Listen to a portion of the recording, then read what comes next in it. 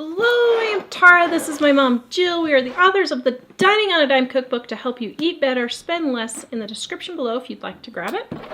Today we have kind of a, how do I say, touchy subject, I guess. Mm-hmm. Very touchy. And I'm sure we're going to get lots of comments on this one, so you guys just go for it. But here's the thing.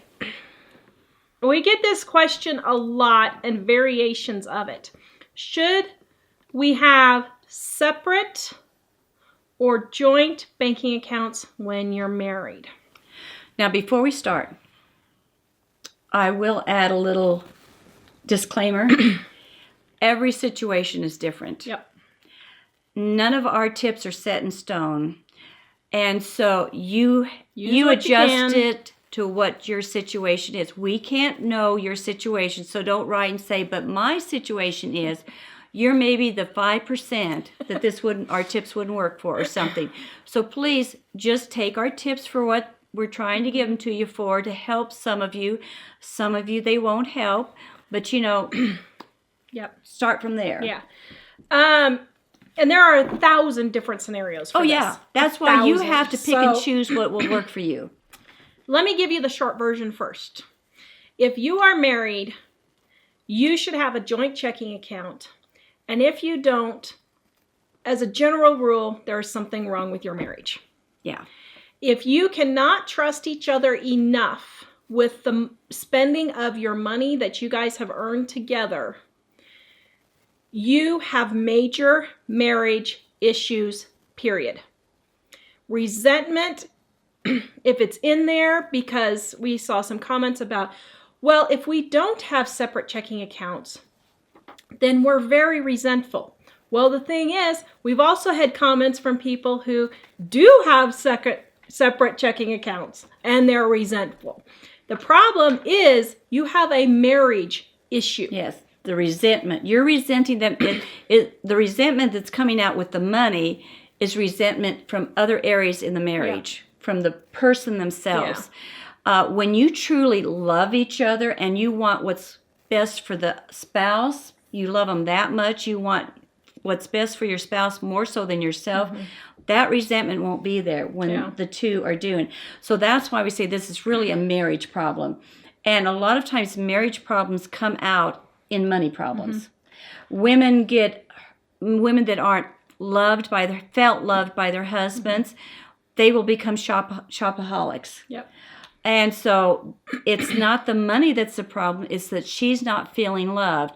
Or he gets angry because the wife isn't doing something for him, And so then he's going to do certain things. So let me give you a few scenarios, and we'll give you our 2 cents on these scenarios and what needs to happen in these kinds of scenarios, okay? Scenario number 1. You're a loving couple. You have separate accounts. Should we have separate accounts? As a general rule, no. Yeah. If you are married, you should trust that person enough to have your money together. You need to be united in everything. Spending your money, agreeing with your money. If you're having issues with large purchases, then you need to make an agreement. Anything over $50, $25, $100, whatever amount you set, anything over that needs to be discussed with the other person before buying it. And I would even go... And discuss calmly and lovingly, Yeah, and I would even go so far as to say, if the other person doesn't agree and says no, then you shouldn't buy it. The person who says no has the veto on that if they don't feel comfortable with that. And you need to just wait until they are comfortable with that. And you guys can either talk it out or figure out another solution, a compromise, something like that. Okay, scenario number 1. Scenario number 2, I shouldn't number these because there's so many of them. But anyway, number 2. Husband and wife have their money separated. Wife pays all the bills. Food, groceries, rent, everything. Hubby brings home his money, buys a new truck. New tools. Buys new tools. Spends it going fishing. Spends it going hunting. Okay. Now, if that is the case, Or even vice versa. Yeah, I was going to say it can be the other way around too. The husband's paying all the bills. The wife is going out buying new She's clothes, not being reasonable. new shoes, going on vacations, whatever. Either one of those scenarios, I am not okay with. Yeah. Period. If you're the wife and you're in that situation, that is a major marriage problem. I mean, major marriage problem. Yeah. We're talking, you need to separate marriage problem here until you guys can work it out. If he is not willing to go in to get counseling to work this out, this is not okay. Period. It's not. No. If one spouse or the other is in charge of all of the money without you guys agreeing to that, meaning the wife has a spending problem, they've agreed that the husband is going to be in charge of the bills and pay all the bills and let her know when they have extra money to spend, that's okay. But if you have separate accounts or you two both are working and the wife is paying all the bills and the husband's buying the new truck, that is not okay. No. In any way, shape, or form, period. You need to get some serious marriage help. Oh, Go ahead. Well, I think the best way is for the couple to take care of the money together. Yep. What she's talking about in these scenarios, one or the other is paying all the bills. The other one's is ignoring what's going on. And it's better if you as a couple sit down once a week, once a month, whenever you decide to pay your bills, and sit down together after you've eaten, when you're rested, and deal with the bills together.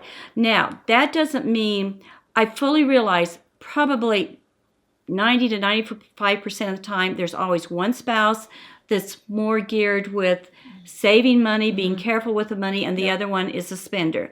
And I realize that happens. And so the one says, well, you just take care of the bills because I just spend.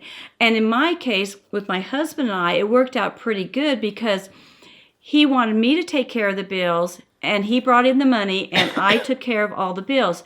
And it balanced out because he was doing the money, and I was taking care of the bills, and he was the spender.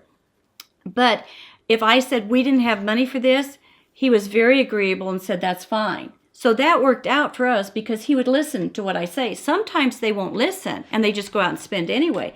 That's not a good situation. That's why it's better if the two of you can do it.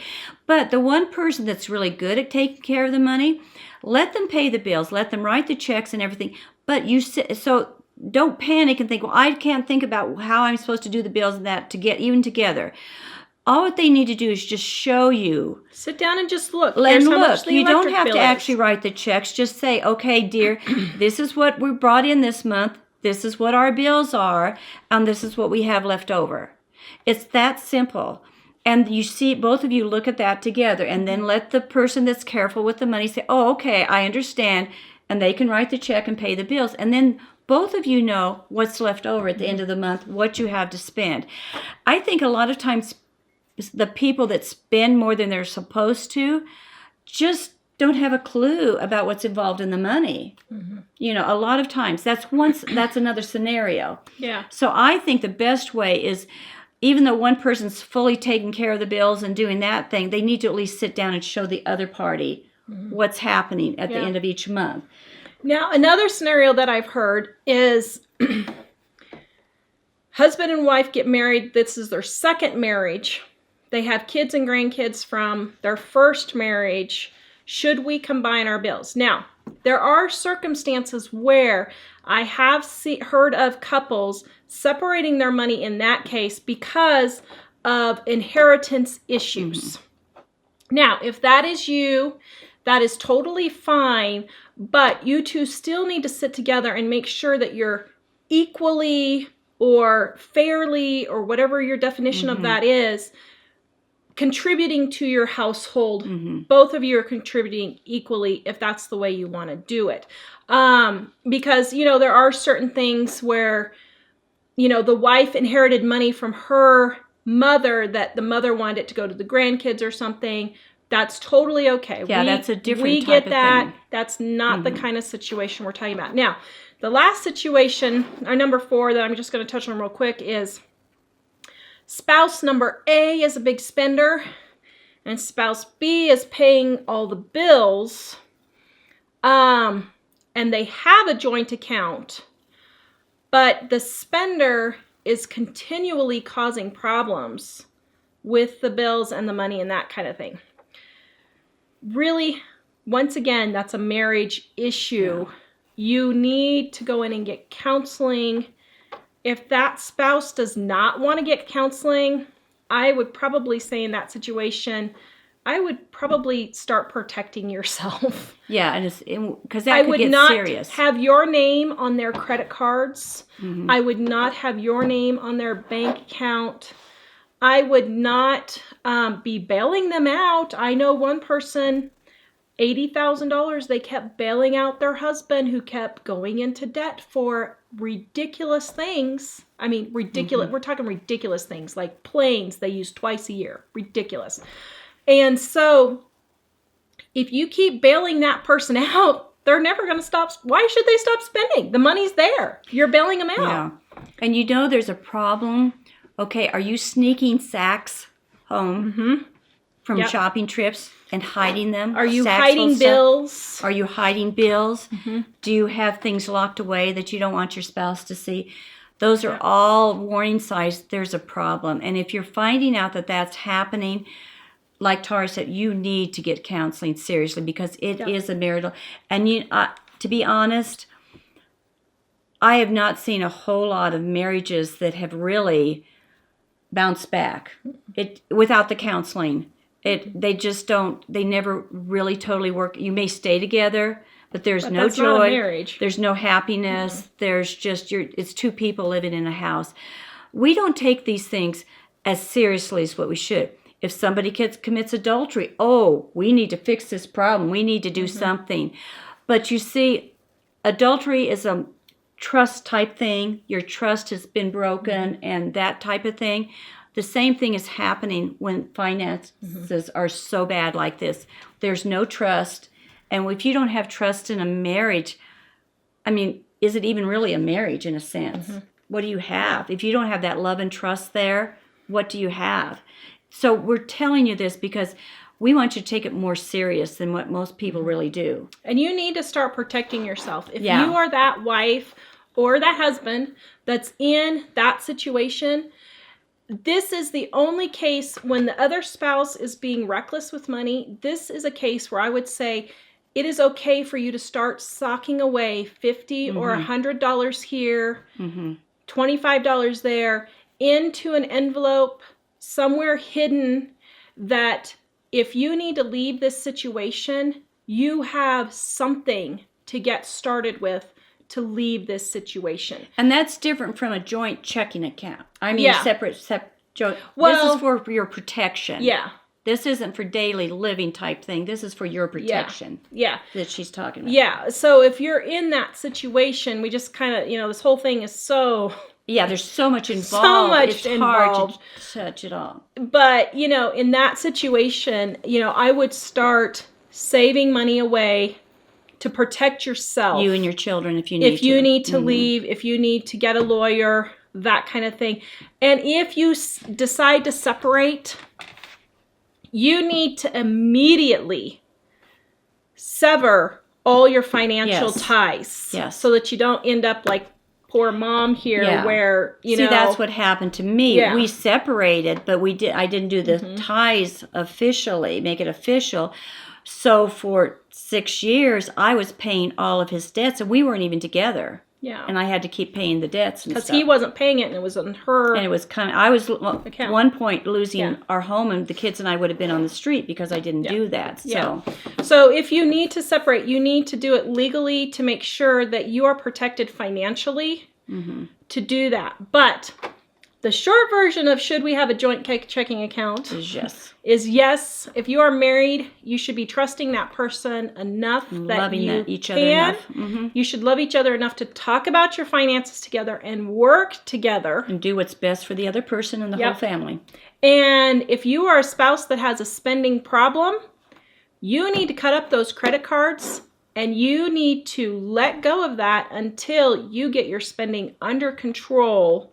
And ask your spouse to help you. Mm-hmm. Yeah. In a loving way. Ask your spouse to help you with the problem. Yeah. So anyway, that's our 2 cents on the subject. You may or may not want to hear it, but that's our 2 cents. So please like, subscribe, and share. Check out our Dining on a Dime cookbook at livingonadime.com. We have thousands of free articles and recipes and videos between our YouTube channel and our website. We will see you guys next time. Bye.